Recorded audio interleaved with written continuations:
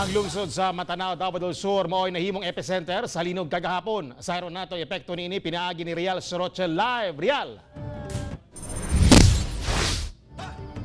Yes, Tek, mga panimalay, establishmento ang nangaguba tungod sa Linog kagahapon nga miigo sa Matanao, Davao del Sur kung asang epicenter diin 6.9 magnitude kini. Usa-usab ka bata ang patay human nadatugan silang panimalay dihang nahitabo ang Linog.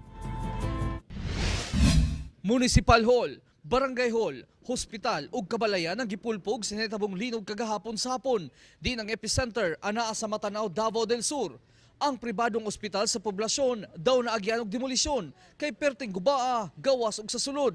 Mayo na lang napagawas nilang ilang mga pasyente ug walay naipit. O napagawas ni Doc Biori ang tanang pasyente during sa shaking. So nakagawas ko sila tanan, gipapaulit na lang ni doktora ang mga pasyente. Sa datos sa Feebox, magnitude 6.9 ang miigo sa lugar. Resulta, daghang kabalayan ang nadanyos ug dili na pwedeng mapuy-an pa sama sa poblasyon, NHA ug Agan Subdivision. Maglisod naman ko ginawa, sir. Kapoy kaya kong lawas gahapon. Di na ako makaya. Kapoy juga sir. Di gini ko agwanta kagahapon. Dito rin kami simbahan, kauban sa mga workers sa simbahan. Atong previous na mga Linog, crack lang pero gahapon, super adyo to gahapon. Dito jud nagkuha ang video damages. So kani wala na gyud inyong balay? Wala na jud, back to basic na ta, back to zero.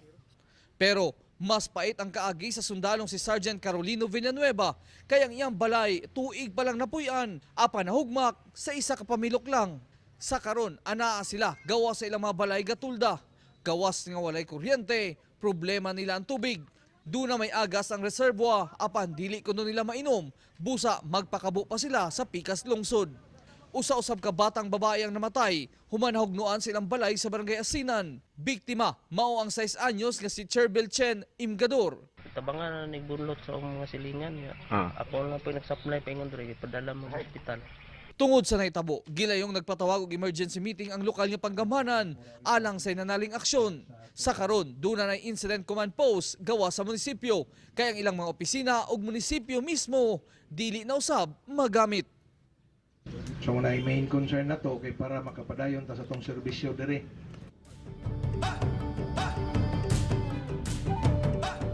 Tek pahimangno na nato sa atong mga kapusong Mindanawan nga karon ug unya nagapangitabo ang pag-uyog dinhi sa atong lugar. So atong pahimangno sa kailaha nga mag-amping kay naagi pa yung mga aftershocks nga nagapaygayon karong panahon na. Tek. Okay, daghang salamat. Rial Soroche.